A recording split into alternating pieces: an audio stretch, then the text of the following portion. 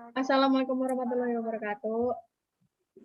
Kami dari kelompok 5 akan menyampaikan presentasi tentang uji beda domain, dependent non-parametric, dan uji Friedman. Anggota kelompok 5, yang pertama Kamandar SK Ayu, yang kedua Siska Dewi Oktaviani, yang ketiga Sutanto, dan yang keempat Willy Pramudia.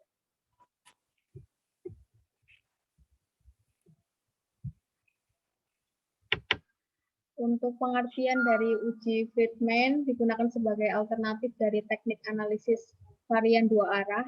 Uji ini tidak memerlukan anggapan bahwa populasi yang diteliti berdistribusi normal dan mempunyai varian yang homogen. Oleh karena itu, lengkapnya uji ini dinamakan analisis varian jenjang dua arah.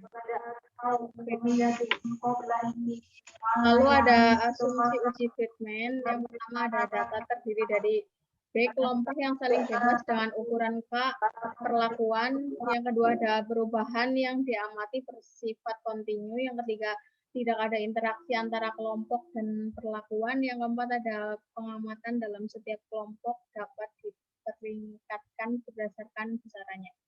Materi selanjutnya akan disampaikan oleh Siska. Selanjutnya, hipotesis Friedman. Hipotesa 0 yang akan diuji menyatakan bahwa beberapa kali pengukuran dari satu sampel atau beberapa sampel yang telah dicocokkan berasal dari populasi yang sama atau lebih berasal dari populasi dengan median yang sama. H0, M1 sama dengan M2 sama dengan L sama dengan MK atau K perlakuannya memiliki median yang sama H1. Titik 2 ada minimal 1 MI sama dengan MJ di mana I sama dengan J dan IJ sama dengan 1, 2, seterusnya sampai dengan K. Next.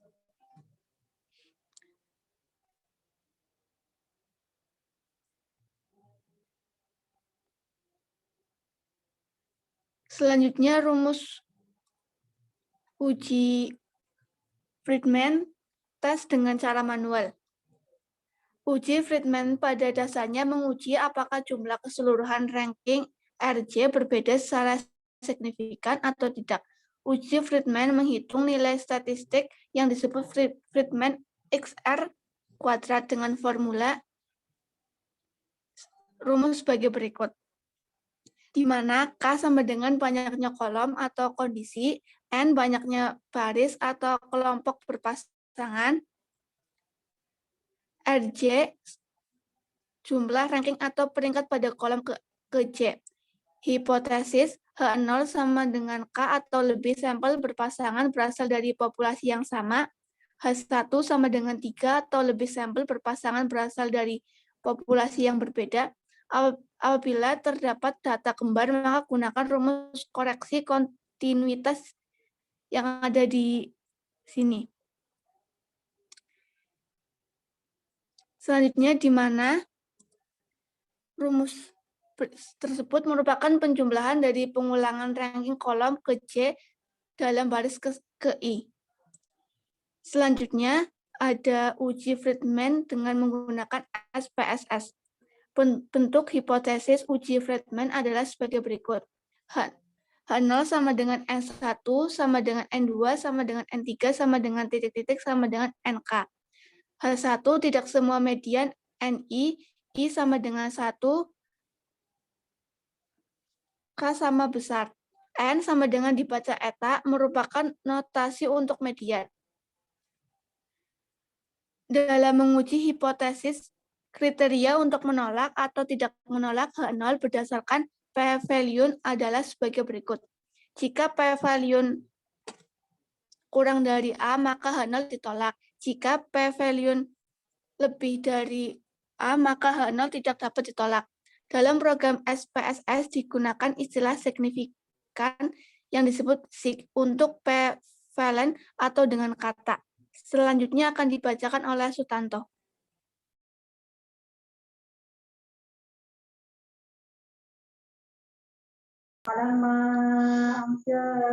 Tahap melakukan uji Friedman. Berikan peringkat nilai-nilai observasi dalam masing-masing blok. Mulai dari 1 untuk nilai observasi terkecil sampai K untuk nilai observasi terbesar. Bila terdapat beberapa angka sama dalam blok, angka-angka sama diberi peringkat rata-rata menurut posisi peringkat. Jika tidak terdapat angka sama, jumlah peringkat pada masing-masing perlakuan. Hasil penjumlahan ini di J dengan J sama dengan 1,2 dan seterusnya. Pada keadaan yang H0 benar, jumlah peringkat pada masing-masing tingkat perilaku ini harus sama. Perbedaan yang tampak hanya disebabkan karena bulan. Secara umum, format data memperlihatkan bahwa dengan uji Friedman, unit-unit observasi tidak hanya dikelompokkan menurut perbedaan perlakuan menjadi sejumlah atau K perlakuan, tetapi juga dikelompokkan menurut perbedaan subjek menjadi sejumlah B atau kelompok. Next. Simpulan putusan. Apakah H0 benar? Kita dapat berharap bahwa jumlah peringkat pada masing-masing kelompok perlakuan RJ adalah sama. Bila H0 benar, nilai harapan RJ itu benar sama dengan B dalam kurung K plus 1 kurung tutup per 2. Dengan B sama dengan banyak blok dan K banyak perlakuan. Sebaliknya, hipotesis 0 keliru. Tentu paling tidak jumlah peringkat salah satu kelompok perlakuan lebih benar daripada jumlah peringkat kelompok perilaku lainnya. Next, selanjutnya akan dibacakan oleh Willy.